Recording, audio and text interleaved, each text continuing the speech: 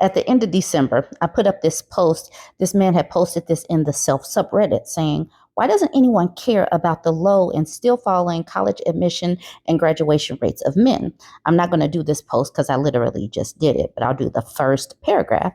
He says, I heard an interesting statistic yesterday. The gender gap between men and women in college is now greater than it was in the 70s when Title IX was introduced by the government in order to boost college enrollment for women. But now that the problem is even worse for men, nobody seems to care or even notice. And if you bring it up, you're usually ignored or at best called a red pill or incel freak at worst. The thing is, men have never been excluded from getting an education. They were not barred from the opportunities of going into school or, getting careers or whatever. They were not. Right now, their gender gap is because of the choices that they are making.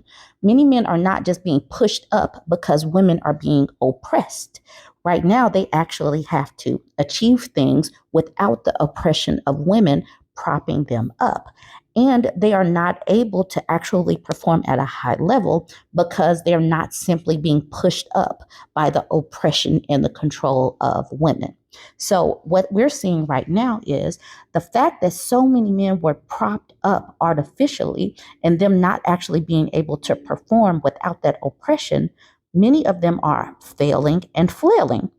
I did this post because this woman just popped up in my comment section saying, in my experience, men in college are pathetic. That first sentence just reeled me in. She reeled me in with that. In my experience, men in college are pathetic. They don't want to work. They don't want to learn. They just want to get a degree and magically make money. Maybe that once worked, but not now. Engineer. So she's an engineer. She's in the engineering program. She says, I can't be shocked that they're still failing out or failing to even get in at higher rates with the attitudes I see. Feels like most of them have never been told no, while women are willing to put in the work.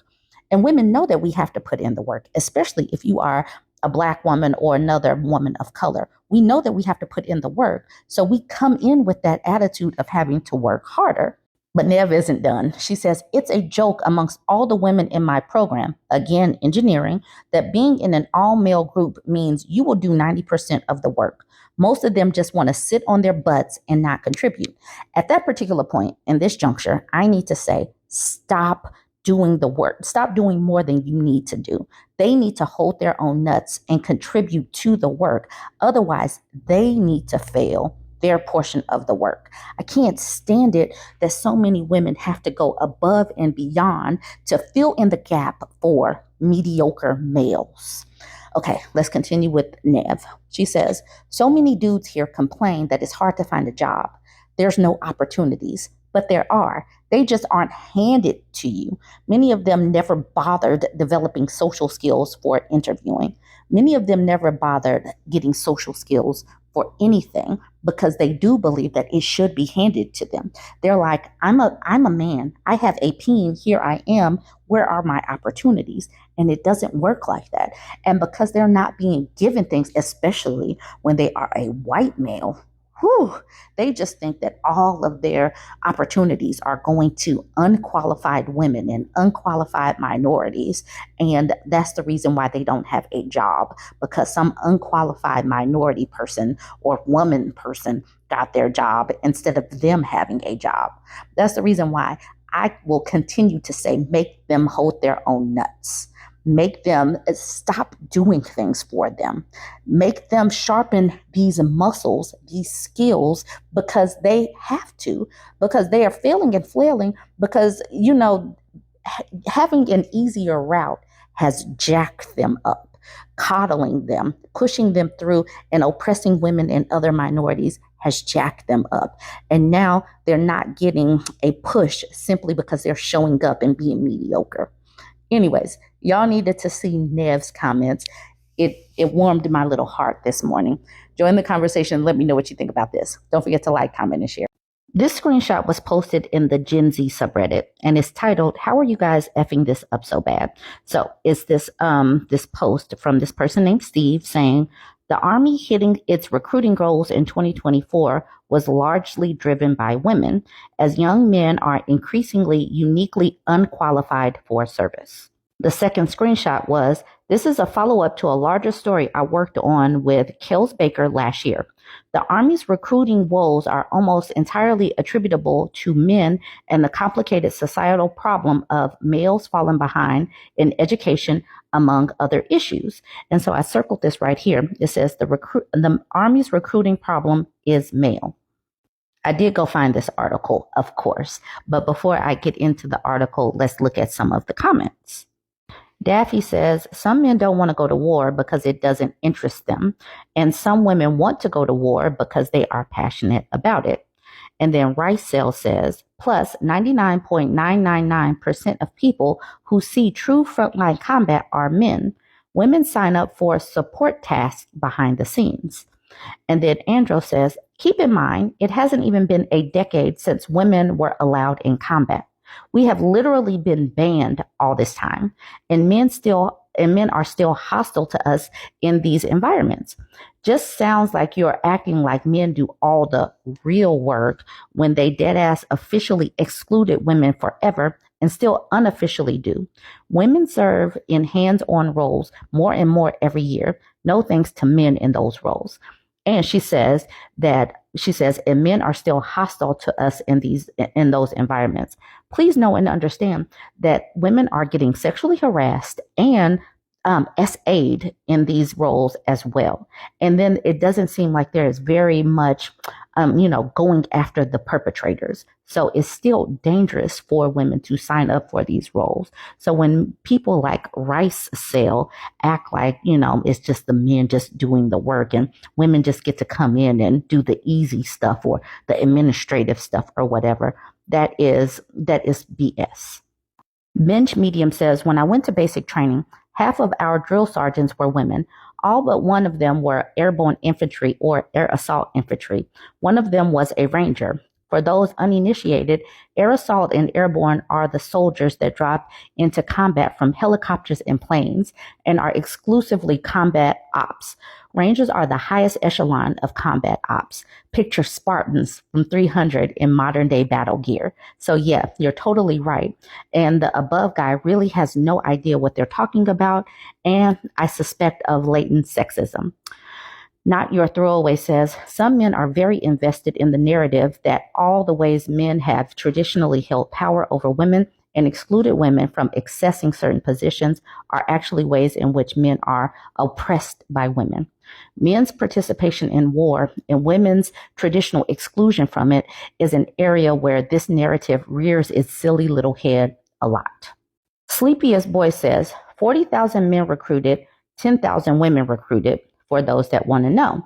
And then OK Huckleberry says, knew something was up when the OP didn't include the article. And then the neighborhood dude says, it says they wouldn't have met their goals without recruiting women. Nothing the OP posted says more women were recruited than men. Zero reading comprehension. And then this person says, who really has zero reading comprehension? The post says that recruiting goals were largely driven by women. KR155 says, that's easy. There's been a drop in qualified male candidates. They have made up for this with more female candidates. No one thinks the military is mostly women. And then Happy Viper says, the drop in male candidates has still meant many more men are being recruited than women. So the recruiting goal are largely met by men. If I sell 10% less this year and you sell more to make up the difference, I'm still doing the vast majority of sales. That doesn't mean the sales goal were largely met by you.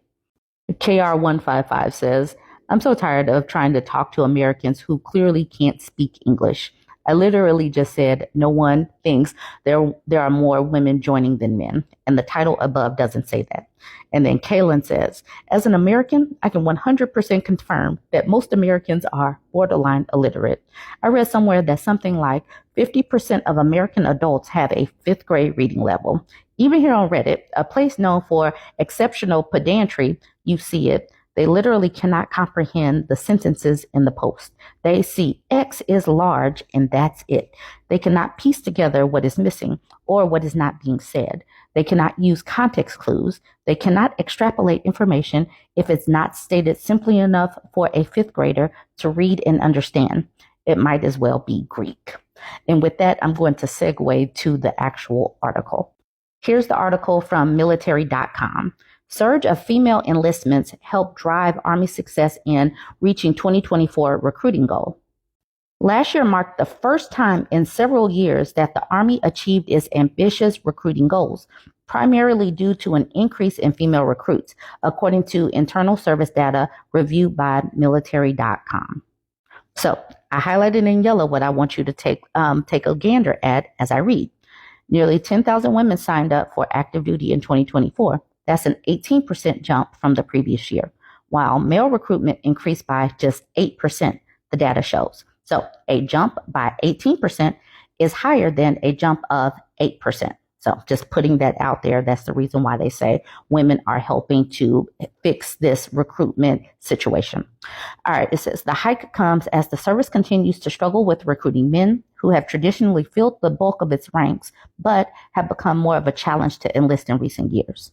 The numbers mark the continuation of a trend reported in a military.com investigation that found a years-long Army recruiting slump was centered around men, while female recruiting numbers have remained relatively strong. They also point to young women as an increasingly vital recruiting tool, especially as young men are struggling to meet the Army's eligibility requirements. The increase in female recruits comes despite the Army not changing much about its recruiting strategy. The service's public-facing social media and ad campaigns still predominantly feature men by as much as 2 to 3 times more, especially when it comes to speaking roles, according to a review of marketing materials from the past 4 years. It's not about pandering to women. It's about creating a professional environment, accessing the best talent, where we've been undervaluing pursuing women. Catherine Kuzminski, an expert on the military and veterans at the Center for a New American Security, told military.com in an interview. Applicants with a college background are increasingly important. Nearly 5,000 new recruits who enlisted in the service last year had a higher education at 14%, a 14% increase from 2023. College-level degrees are becoming more expected among enlisted troops, particularly as they advance through leadership ranks. On the ground, Army recruiters broadly do not consider demographics when it comes to outreach, and efforts are generally not employed strategically, something the service is aiming to remedy in the coming years. The move is not to satisfy any vague diversity goals, officials have explained, but to become more surgical with courting potential applicants who are more likely to be eligible for service. Meanwhile, the Army's biggest recruiting challenge isn't just convincing men to sign up, it's finding eligible ones. Academic standards have become a major barrier for recruits, with a significant portion failing to meet the minimum requirements for enlistment. The Army requires a high school diploma, and many roles demand strong scores on the Armed Service Vocational Aptitude Battery, or ASVAB, a standardized test that assesses math, science, and language skills, and which applicants often struggle. That trend coincides with failing test scores that schools have been seeing for decades, but which were worsened by the COVID-19 pandemic. In 2022, the Army started the Future Soldier Preparatory Course, a pre-basic training camp that takes otherwise ineligible applicants and gets them up to snuff for service, either to meet the academic or body fat standards. The lion's share of recruits who came up short on the entrance test, and roughly 70%, are men, according to internal Army data. Studies have shown a troubling trend in U.S. education. Boys are falling behind girls in nearly every academic category, including reading and writing. That achievement gap starts in elementary school and often widens over time. By high school, boys are less likely to graduate on time compared to their female peers, and the differences are even more pronounced among male minorities. It's going to be interesting to watch how our social standards and society changes and culture changes because of the widening gap in education achievements. So this is just one thing. Anyways, join the conversation. Let me know what you think of this. I thought it was interesting. Don't forget to like, comment, and share, and press follow if you're not. Listen to this title. I feel like I was lied to my whole life. This is literally what happens when you buy into the patriarchy or buy into those purity standards or whatnot. It really programs you to think, if I do X, Y, and Z, if I keep myself pure, if I follow this script, I'm going to get my fairy tale ending. So let's look at this post. It was posted in the 2X chromosome subreddit. Let me make it so I can see this and you can see it too a little bit. She said, so she's 47 now. She says, I feel like I was lied to my whole life. Okay, she says, I really tried to do everything right. I worked hard in school, went to a great college and then grad school. Everyone told me that student debt wasn't bad debt, so not to worry about it too much. I married a nice guy from a nice family after having plenty of discussions about being equal partners. I had one child who was the greatest thing in my life. It didn't take long for my nice guy husband to show his true colors, not picking up after himself, leaving all the grocery shopping and cleaning to me, etc. Everything got much worse after our son. He was often annoyed and terribly unhelpful. Over the years, he's continued to be moody, lazy, and a somewhat absent father, and has only been able to manage part-time work. And yet, I can't leave due to my financial situation. Even though I have a good job, pay has stagnated in my field for years. My husband has refused for years to stick to a budget of any kind and has never worked full time. A divorce would financially devastate me. I'm still paying student loans. I assist my elderly parents financially, or they'd be homeless, among a ton of other financial burdens. And my husband would not owe much child support. I consulted a divorce attorney. I just feel so angry. I really tried to do everything right. How did I end up trapped like this?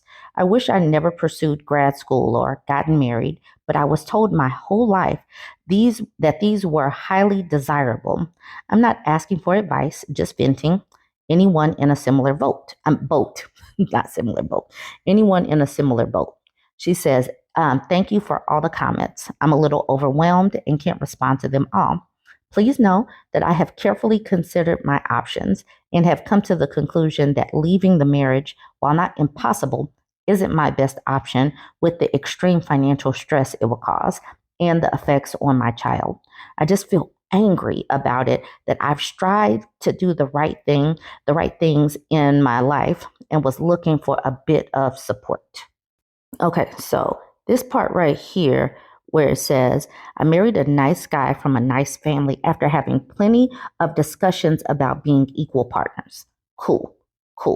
So she had the discussions. But then after the baby was born, she said, it didn't take long for my nice guy husband to show his true colors, not picking up after himself, leaving all the grocery shopping and cleaning to me, etc. And everything got much worse after having our son. He was often annoyed and terribly unhelpful.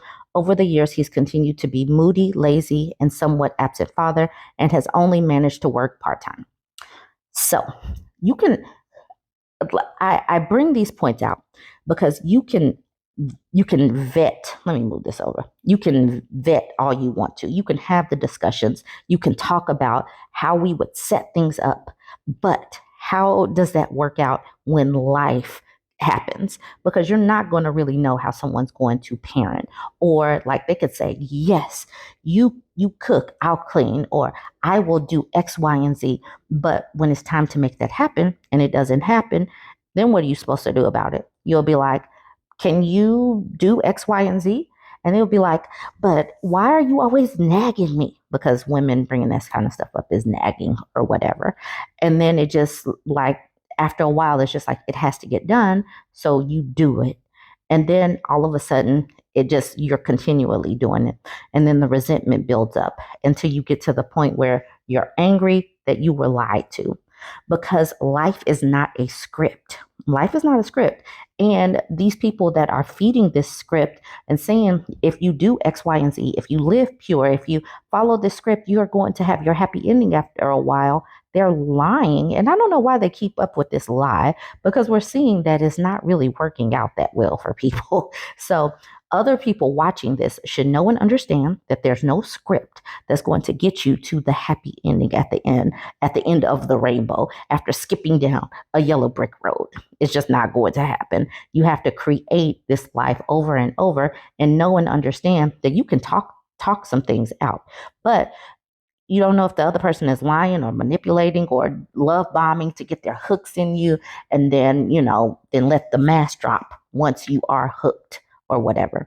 Anyways, you have to make it so that you can maneuver in life regardless. You have to be able to and be okay with having a plan, B, C, D, E, F, G, elemental P, all of the plans if things don't work out, because you need to be able to get out if things are not optimal. But when you put all of your financial situations on contingent of being in this relationship, you kind of jack up your contingency plan. You don't have a contingency plan at that particular time. And now this woman is stuck and she's mad, and it's going to lead to resentment and bitterness and contempt and all of those words that don't make for a great place to raise a child. I'm glad that she only had one child, though.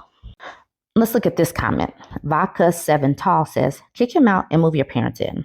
Instead of financing 2 households, you'll reduce the cost for both yourself and your parents. You won't have to worry about your deadbeat ex and his inability to stick to a budget, and at least get a small amount of child support. If he's only working part-time and spending more than you can afford, he's probably costing you more than he's bringing in. A divorce will not financially devastate you.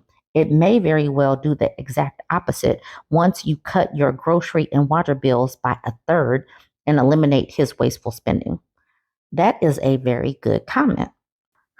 Minus Bear says, truly, this is a great answer to, at very least, seriously investigate.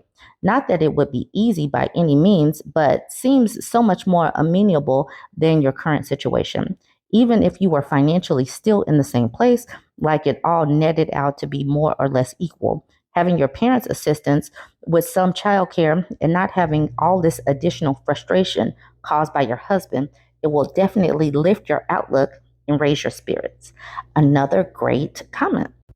This person says, depending on where you live, if he's working part-time and you have higher income, you may have to pay spousal support that will more than offset anything you might get in child support. My ex was chronically unemployed, so he was to get 40% of my pre-tax pay, and that was reduced by just $50 a month for a teenage child who could eat $50 in groceries in one sitting. Oh my God, these kids can totally eat, and food is so expensive. So $50 a month for food, that would be laughable. That would be laughable. All right, Minus Bear says, geez, that is a nightmare. Although I do think those kind of laws usually require you to have been married for a certain amount of time. I may be mistaken. Either way, I'm sorry you have to deal with that. Dear Misleading said, in 2010, only 12,000 men in the U.S. were receiving alimony. I'd be shocked if the OP has to pay alimony when he is choosing not to fully work and doesn't contribute to in other provable ways. Doing the bare minimum until your spouse snaps, then demanding compensation would be a hard sell to a judge. And then Equivalent Negative says, that was 15 years ago, and times and laws have changed. For example, I was qualified for a lifetime or until remarriage spousal support and more goods than I ended up with, but forsook both just to get him out. The laws on spousal support in my state changed in such a way that anyone married for a few years after me for the same length of time with the same financial situation would not be eligible for lifetime spousal support. I wonder if that person is in Florida, because I do know that they changed their spousal support laws there. So it would be good, it would behoove you to look into the laws and all of that, because times are shifting, politics are shifting, laws are shifting, just like that person says. Anyways, join the conversation. Let me know what you think about all of this. This is a good one. Don't forget to like, comment, and share. I was tagged in this post in the Bumble subreddit. It says, guy I went out with just wanted to practice. It says, 2 nights ago, I went out with the guy I met on Bumble. And at first, everything was normal. He was a bit quiet and said he's an introvert, but that's fine by me. I can be introverted as well. We chatted about our jobs, hobbies, and recent events, the usual. Then we got to the topic of family. He told me his parents let him date. He's 29 years old, but they'll only let him marry a girl who's also his religion. This was eyebrow raising for me because his profile didn't even mention religion, and I'm not shy about being an atheist. I definitely mentioned it at some point. I asked, "Are you like defying them right now?" And he said, "No, I'm going to respect their wishes." I asked, "Then why am I here?" And he literally answered, "I don't know." Apparently, he hasn't dated much, and he downloaded the apps to practice talking to girls. He went on to say, "I've been trying to be less introverted, and going on dates is good for me. It's healthy to get out the house." To which I replied, "Dude, go play some effing pickleball then. Join a book club. My profile clearly states that I'm looking for long term. When you asked what brought me to Bumble, I said I want something serious. And yet you asked me out, knowing that even if this date went well, it would lead to nothing. Getting people's hopes up and wasting their time so you can go on some personal growth journey is not okay. How would you feel if I just wanted a free dinner?" He got visibly angry, told me I'd destroyed his confidence, and that it was going to be a long time before he went on another date. I said, "Good. Don't do this to another girl. Say you're looking for casual if you're looking for casual. It's not that hard." And that was the end of the date. I wish more people would be honest, but I think they know they're not going to get as many matches if they tell the truth. I really can't stand these people that lack integrity, like the ones that know that they are conservative yet date liberals, or the ones that know that they want a traditional value type of marriage but date feminists just so they can beat them down, or people that know that they want kids but will date child free people. Like, stop wasting people's times. I know that it's going to narrow their dating pool, but why do you feel so entitled to someone's time, to waste their time just so you can enjoy yourself, or feel some free time, or in this case, practice dating? It is absolutely unfair, and folks think that they're entitled to people's time. He said that his confidence was crushed. It should have been crushed even harder. She should have gone even harder. She should have tried to squish it down to a pulp or a powder, because these people need to stop doing this. Stop trying to use folks. And like she said, if I were to, use you for dinner, you would be upset. Like, these people really think that women are out here trying to use men for dinner. Yet, like in the other post, we got a man that's using a woman to get his V card checked off. And now we got a man here that's practicing dating so he can practice and date for his next woman that he truly intends to court. Absolutely not. Unfair. He should have been practicing or role playing with something. Grab a doll or an AI chat or something. Free Contest says, "Good for you for telling him like it is." Jersh Ned said, also, "Did you get free dinner?" She said, "I did. I usually offer to split the check, but in this case, I felt like I needed to recoup my gas money, if nothing else." Blueberry Aneurysm says, "It wasn't really a free dinner. You helped him practice his social skills in exchange for dinner." And then Discreet Journeyman says, "Gotta be honest, if a woman brought me out to practice being social and brought me a meal, I'd be okay with it." Kimber Chris says, "Your response to him was spot on. His confidence is not your responsibility. Using people like that is ridiculous. He should just go to church and meet someone there, since he wants to respect his family's wishes and being with someone of the same religion." I've had conversations with people who are like, it's okay if we have different religions or beliefs, when it's totally not. I'm atheist as well, and I'm not shy about talking about it either. I would never be able to date someone who is Christian or a MAGA person. That's just a hard no for me. And then Das Boot says, "I remember I had a girlfriend and her cousin try to tell me science was my faith." She says, "I'm a fellow atheist. I liked her a lot, but things were kind of weird after that. It definitely made me feel like my personal beliefs weren't respected, despite the fact that I never once said anything about her being Christian. Okay, this one's wild. Ingenuity C says, I'm so sorry, OP, that sucks. I had a similar experience a few weeks ago. I went out with a guy who recently immigrated to the US. He told me during the date that he would only date women from his country. I asked him why he asked me out. Listen to this. And he told me he heard black girls were easy and he expected me to have sex with him after coffee in his car. What? He blew up at me when I stood up to leave after hearing his confession. Yikes all around. The nerve. This is the reason why stereotypes are so dangerous, because people really believe these things about Black women. They simply do, because all of the stereotypes were formed by men, typically white men, to degrade us. But other people have heard these stereotypes and believe them because the media has reinforced these siren stereotypes, these welfare queen stereotypes, all of this in the media and all forms of way of talking about us. And so when their reality and their stereotypes don't match, they get confused. But the good thing about social media, we've had the opportunity to present ourselves how we are. And yeah, this is completely uncalled for, but yikes to thinking that Black girls are easy simply because they bought into that stereotype. And like the person says below her, what a trash human being. I'm so sorry.